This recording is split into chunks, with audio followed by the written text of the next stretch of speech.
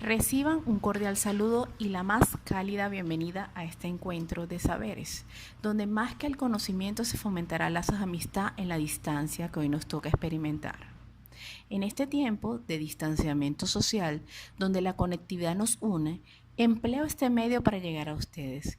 Quien les habla, la doctora Maricet Marquina, participante del doctorado de Ciencias Pedagógico-Militares de la Universidad Militar Bolivariana de Venezuela. En esta ocasión, compartiré un tema muy interesante con ustedes, como lo son los enfoques epistemológicos. Ahora bien, tendremos una agenda distribuida de la siguiente manera. Primeramente, los modelos de interpretación, seguido de los enfoques epistemológicos y los referentes bibliográficos que se están utilizando durante toda esta disertación. Es necesario, para comenzar este debate de ideas, adentrarse en la comprensión del término epistemología, el cual se comprende en dos pendientes diferentes. La primera como el conjunto de reglas metodológicas o condiciones que determinan lo científico, y la otra como la propuesta de bases implicados en el conocimiento general. Para Cortés y Gil, 1997, es el estudio del pasaje de los estados de menor conocimiento a los estados de un conocimiento mucho más avanzado. Por su parte, Severio, 1998, explica que el término epistemología deriva del griego episteme, que significa conocimiento, y es una rama de la filosofía que se ocupa de todos los elementos que procuran la adquisición de conocimientos e investiga los fundamentos, límites, métodos y validez del mismo. De esta manera se pueden derivar los siguientes modelos de interacción, que están compuestos por el inductivo concreto, deductivo abstracto, intuitivo vivencial y el complejo dialógico, los cuales se explican a continuación. Primeramente, el inductivo concreto, llamado empírico, tiene características resaltantes como el manejo de los datos informosensoriales, la percepciones sensoriales por encima de las manifestaciones. Su forma de percibir el conocimiento y percepción de la realidad es a través de la apreciación de los sentidos. Cuando abordan una realidad, tratan de establecer relaciones con el mundo en el que se inserta dicha realidad. Prestan mucha atención a los detalles, estructuras, formas, tamaños y colores. La suma de las particularidades conducen a las conclusiones generales. Seguidamente, el deductivo abstracto, también llamado racionalista, se caracteriza de la siguiente manera. El manejo de datos es de informo-representación, es teórico-sensorial. Los fenómenos se abordan de manera amplia y abstracta.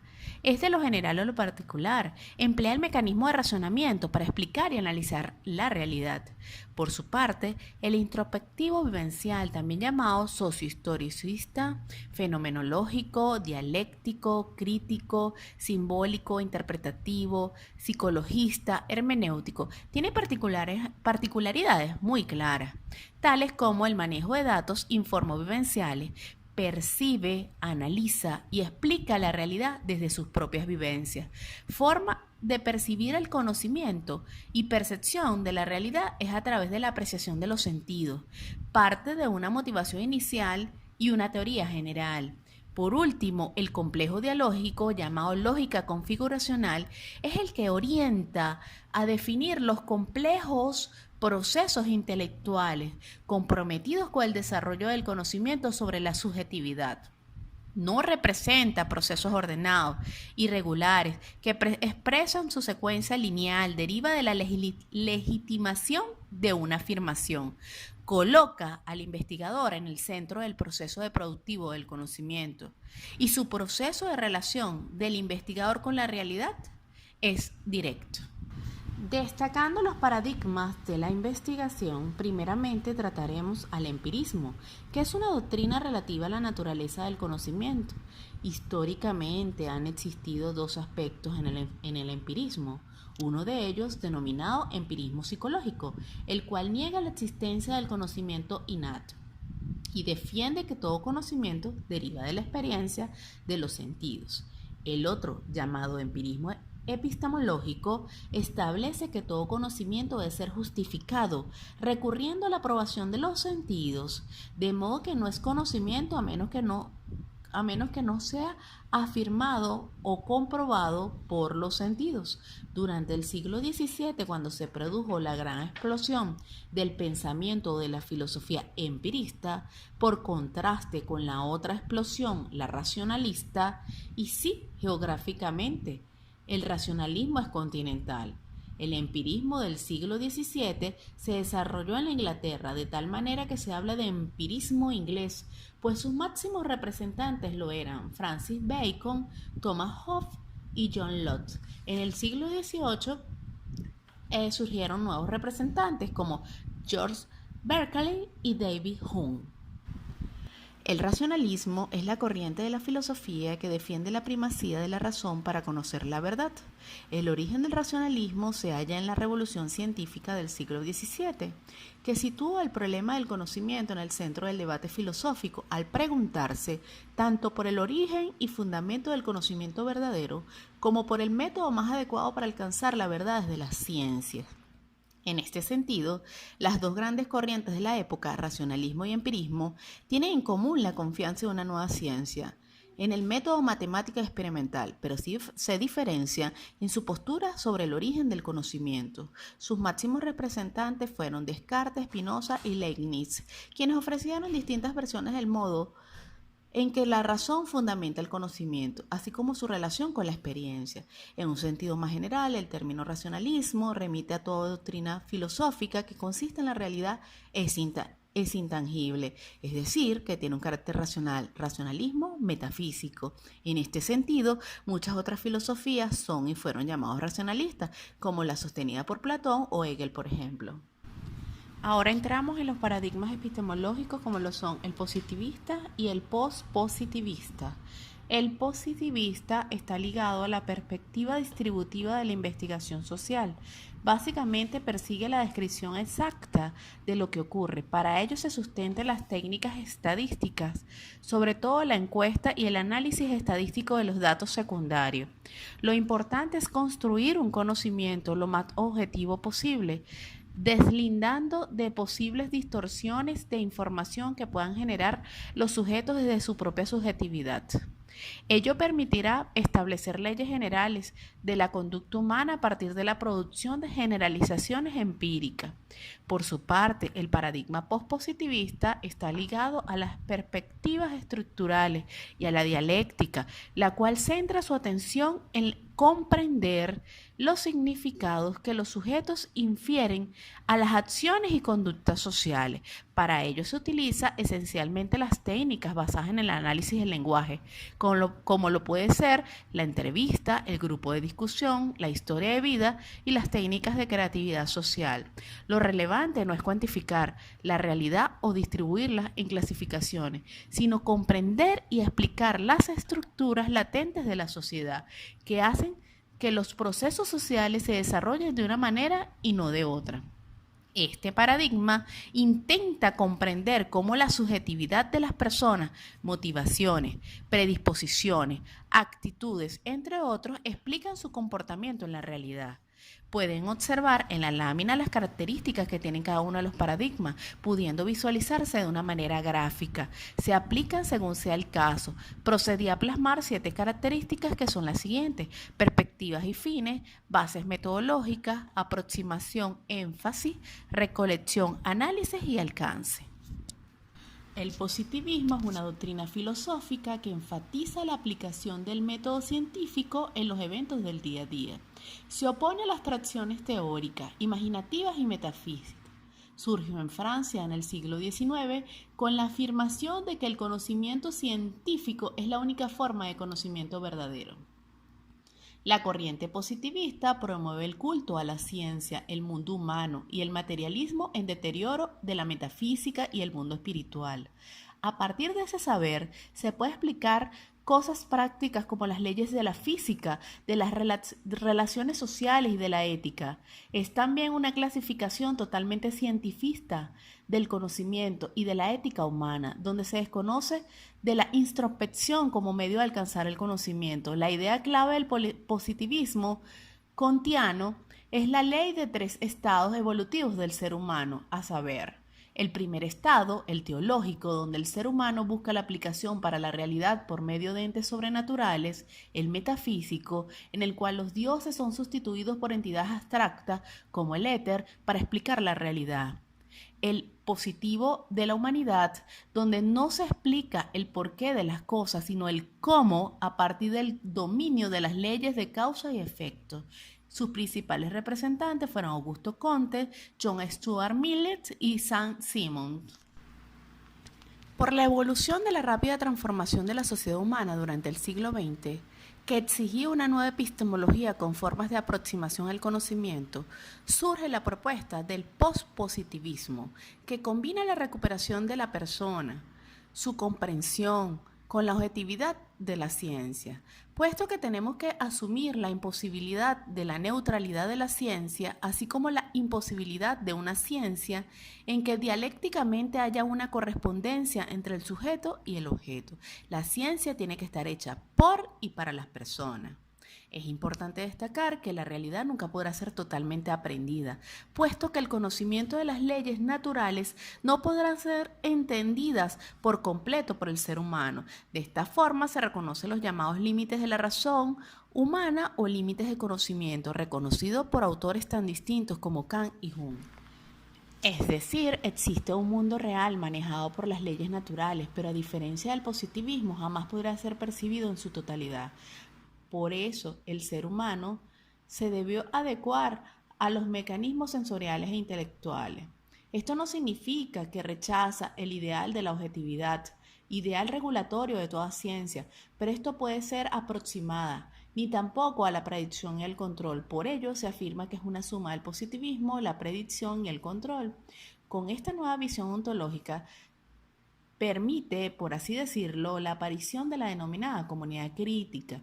Esto es todo trabajo de investigación que da abierto a la interrelación con otros compañeros o pares de interés, a sus críticas, a sus apreciaciones, a sus nuevas perspectivas. Al hacer hincapié de la criticidad múltiple, permite la indagación en los denominados escenarios naturales utilizados por los métodos cualitativos, siendo fundamental para este paradigma en su proceso de investigación, la generación emergente de información y el descubrimiento. La fenomenología es el camino filosófico nacido propiamente de Husserl a comienzos del siglo XX y que sin duda ha fecundado amplia y profundamente casi toda la filosofía continental europea de esa centuria. Lo sucedieron pensadores individuales como Heidegger. La fenomenología va necesariamente unida al pensamiento husserliano. Si bien a partir de él ha evolucionado, generado otros modos de filosofar que incluso han adoptado nuevos nombres como existencialismo, hermenéutica o desconstruccionismo. Evolución que se vio influida, además de diversos sentidos, por dos grandes guerras mundiales que convulsionaron sobre todo el continente europeo. Así pues, no es fácil determinar de modo preciso cuál es el perfil de la fenomenología, que Husserl pensó en la realidad como un método o lo pensó como un paradigma, ni que si los autores pueden y deben llamarse propiamente fenomenológicos. La teoría crítica es una escuela del pensamiento que, partiendo de las ciencias humanas y sociales, evalúa y juzga los hechos sociales y culturales. Nació a partir de los filósofos que formaban parte de la Escuela de Frankfurt en 1920, específicamente Mark Horkheimer, la cual formuló su teoría crítica por primera vez en 1937, quien sostuvo que esta teoría debería buscar la emancipación humana de la esclavitud, además debe trabajar e influir para crear un mundo donde el hombre tenga sus necesidades satisfechas. Esta teoría se enmarca en una filosofía materialista de la historia, así como el análisis realizado a través de las ciencias especializadas para generar una investigación interdisciplinaria. Por eso es que en un inicio se relacionó con las investigaciones sociológicas y filosóficas, que posteriormente se centró en la acción comunitaria y la crítica literaria. No obstante, cabe señalar que con el tiempo esta teoría se ha expandido hacia otras ciencias sociales, tales como la educación, lingüística, psicología, sociología, semiótica, ecología, entre otras. Horkheimer, Adorno y Marcuse definieron la teoría crítica como el opuesto a la teoría tradicional. Estas formas tradicionales fueron rechazadas por la escuela de de Frankfurt, e incluso rechazaron también a Hegel respecto a su identificación del sujeto-objeto, racional real, concepto de realidad, teoría de la identidad. En parte aceptaban cierto irracionalismo en la historia, pero no al punto de Nietzsche o Bergson. En síntesis, nunca se alejaron de los procedimientos racionales del acceso a la realidad. La racionalidad crítica se eleva al punto inmediato entre el idealismo de la razón hegeliano y el irracionalismo. Se trata de una teoría que aspira a denunciar la irracionalidad en la teoría de la historia y la sociedad. Para enfocar la realidad desde una perspectiva crítica es necesario dejar al lado tanto la posición hegeliana, que pretende identificar lo racional con lo real, como el positivismo, que considera los hechos como el único aspecto de la realidad. En cualquiera de estos casos se produce una absolutización de los hechos que promueve su aceptación, descartándolo de plano hacia la mirada crítica. Quizás uno de los hechos más relevantes y llamativos de los últimos años es que las teorías del conocimiento y aprendizaje tienen un creciente consenso alrededor de la concepción constructivista, que se distingue porque ha sido una de las escuelas que ha logrado establecer espacios en la investigación y ha intervenido en la educación con buenos resultados en el área de aprendizaje.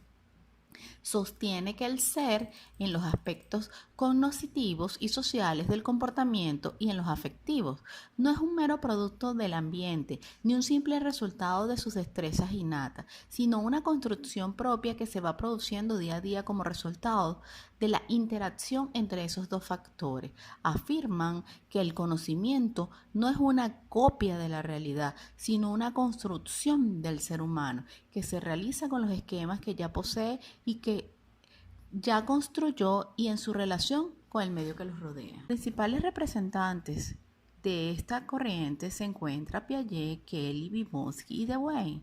Piaget propuso que el conocimiento es una interpretación activa de los datos de la experiencia por medio de estructura o esquemas previas. Influido por la biología evolucionista, consideró estas estructuras no como algo fijo e invariable, sino que éstas evolucionan a partir de las funciones básicas de asimilación y acomodación. Por su parte, Vygotsky consideró que el desarrollo humano es un proceso del desarrollo cultural. Así, el proceso de formación de las funciones psicológicas superiores se da a través de la actividad práctica instrumental, pero no individual, sino en interacción o cooperación social. Por ello, el constructivismo pedagógico se centra en la adquisición de todo conocimiento nuevo, que se produce a través de la movilización por parte del sujeto de un conocimiento antiguo. El hecho de considerar que el conocimiento previo facilita el aprendizaje es un rasgo esencial del constructivismo y que sustenta el aprendizaje significativo. Así, el constructivismo pedagógico nos muestra el camino para el cambio educativo y transformador en este proceso activo. A continuación, pueden visualizar en la lámina los referentes bibliográficos empleados como sustento teórico para esta disertación. Para finalizar, quise traerles a cotación la frase de Paulo Freire, que expresa lo siguiente: la educación no cambia el mundo, cambian las personas que van a cambiar el mundo. Quien los acompañó hasta este momento, la doctora Maricet Marquina, docente asociado de la Academia Militar de la Aviación Bolivariana y participante de la primera corte del doctorado en Ciencias Pedagógicas Militares de la Universidad Militar Bolivariana de Venezuela, Región Aragua. Sin más que agregar, me despido de ustedes hasta una próxima oportunidad.